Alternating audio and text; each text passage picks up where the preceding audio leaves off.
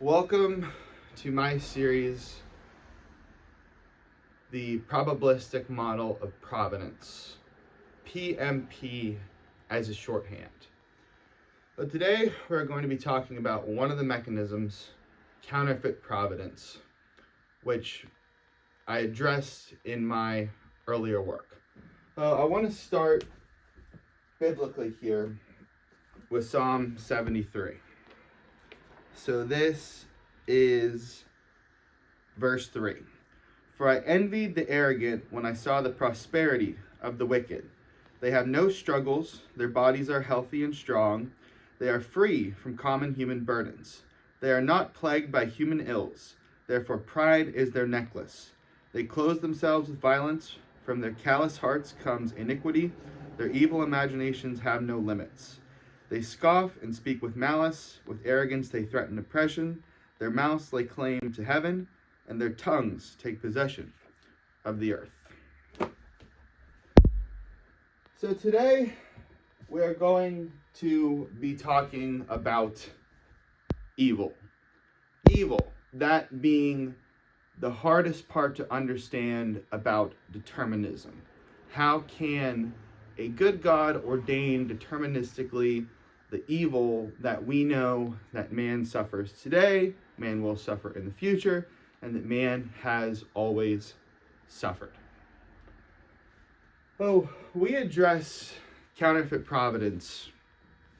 I addressed counterfeit providence in a prior lecture on this channel. And it started with making an argument about the book of Job. In the book of Job, in the heavenly throne room, God gives Satan the chance to destroy Job's life. Job is a man who is blameless and upright, has complete faith, and Satan challenges the Lord and says that Job only is faithful because things are going well in his life.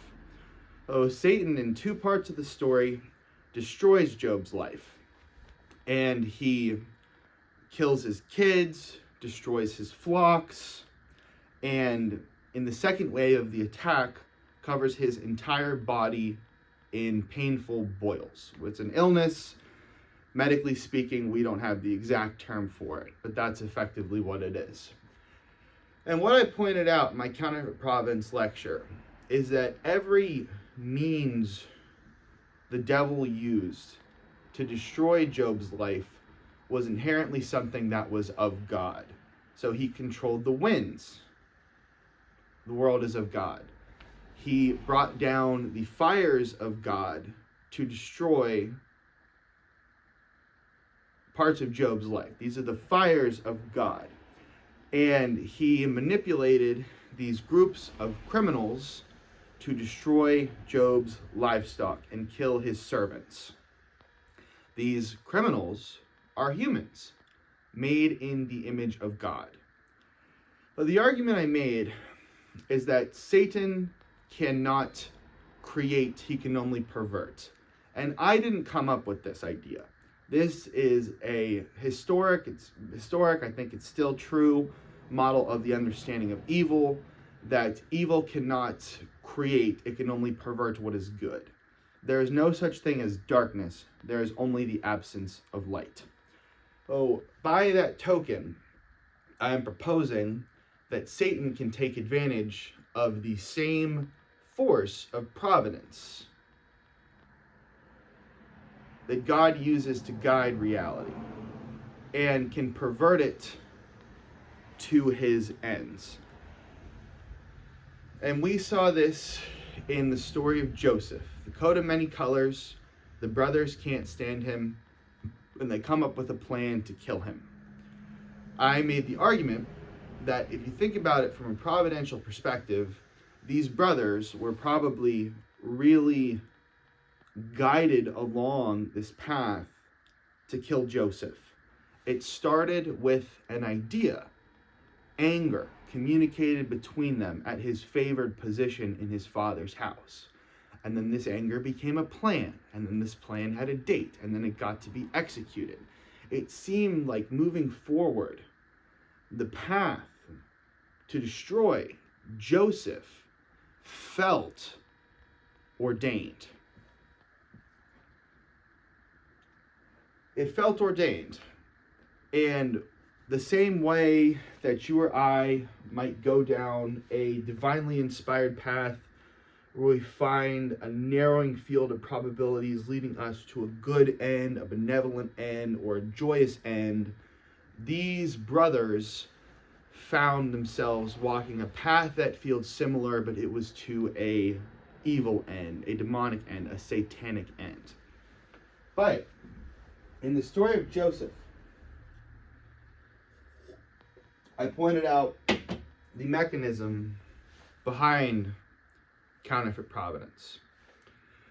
Because you see, the brothers have already dug the pit where they're going to kill Joseph.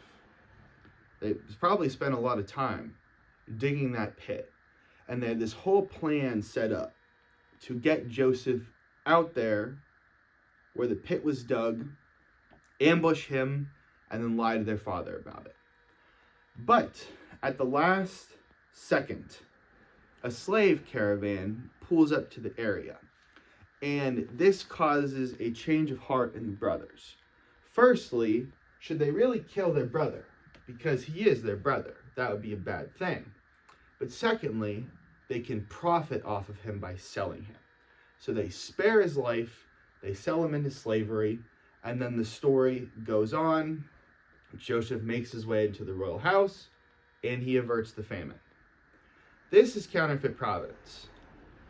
In the bounded, structured, plural reality, I am making the argument that there is always a path available from disorder to order. It's just structured that way. In all of the contingencies of reality that can exist based off the exercise of human choice, and remember, as we discussed earlier, that God's will is always equal to 1. In this bounded reality, there is always a path from disorder to order. It's just how reality functions. And we can think back on our own lives, and we can think back on the lives of people we see in music, in movies, in the media. There always seems to be a way out, no matter how dark a situation gets. This is counterfeit providence. And if we were to put a religious label on this phenomenon, I would call it that there is always a path for grace, no matter how dark a situation gets. So, let's represent this mathematically. And this is actually going to be a very simple diagram. Oh, the odds of the success of evil are always less than 1. The odds of the success of evil are always less than 1. So if we apply this to the story of Joseph, the brothers had every reason to be successful, to kill Joseph, to get revenge, to rise to a better position of honor in their father's house. But God had other plans. It is always less than 1. No matter how dark a situation gets, it might seem 99.9% likely that there is no way out of this situation. I'm arguing that it is always equal to 1. And one thing we can do to add to this situation would be the difference between a local lens and a global lens. Because from a local lens, it seems like evil can be successful. Think about Psalm 73 that we just read. These evil people are running rampant. They sit in high places. They live lives that are unblemished by the fruits, the bad fruits of their sin. They're colloquially getting away with it. And this frustrates everybody, and this particularly frustrates believers because we believe in a just and ordered world. But these wicked people globally, so from a global perspective, all of reality encompassed in this perspective, they are going to lose. Now, maybe they personally will not lose. Maybe they will die having reaped the benefits of the life they lived. But globally speaking, justice will always win.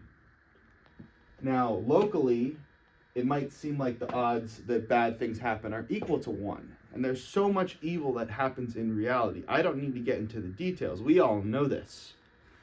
But globally speaking, there is a higher cosmic order where good will ultimately prevail. And we see this in the Christian sense with the concept of revelation, the reality of revelation, the end of history, where the wicked will be judged.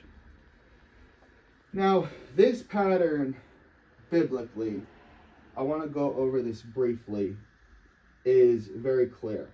And I want to talk about Pharaoh, Haman, and Judas. Pharaoh, from Exodus, rules over Egypt. He functions as the political lord of God's chosen people, and he rules as a tyrant. Now, it seems that this rule will be absolute, that he will be unchallenged, and the Egyptian people, their leader is ruled by divine right. So it seems like he is untouchable. But then, of course, God gets involved. Counterfeit providence equals less than one, and Jewish people are saved. Haman, similar thing. Book of Esther. He does everything he can to set up the destruction of the Jews. And less than one, he is ultimately unsuccessful. He is hung on the same gallows that he built for Mordecai. And then Judas, one of the 12 disciples, famously betrays Jesus. We have the Son of God, God himself, facing the Roman justice system, hatred by the people he came to save, and ultimately crucifixion. And the crucifixion, which was the worst way to die, still is a pretty bad way to die. That leads to the atonement. Less than one. And all of these people, mind you, suffered bad fates. They got justice for what they did. Pharaoh having died in the Red Sea, Haman being hung, and Judas, of course, dying by suicide. So this is counterfeit providence. That is how it is shown biblically. And I'm sure you can imagine in your own life where this pattern is evident, where you were on the wrong track and you managed to get out by the skin of your teeth. This is a structure in the bounded nature of reality. So I'm going to connect this autobiographically to one instance in the rest of my life. I'm wearing my Bucknell crew neck. I am a Bucknellian. I graduated in January of 23. And my college career started great, but shortly became terrible. Alcohol, mental illness. It ended up being a very bad time. And when I graduated, I was still in the throes of the conditions that had ruined the experience for me. But less than one. If it wasn't for my time at Bucknell and the efforts I put into my studies and how successful I was before I got sick, I don't think I'd be able to give this lecture nearly as well. Thank you, and God bless.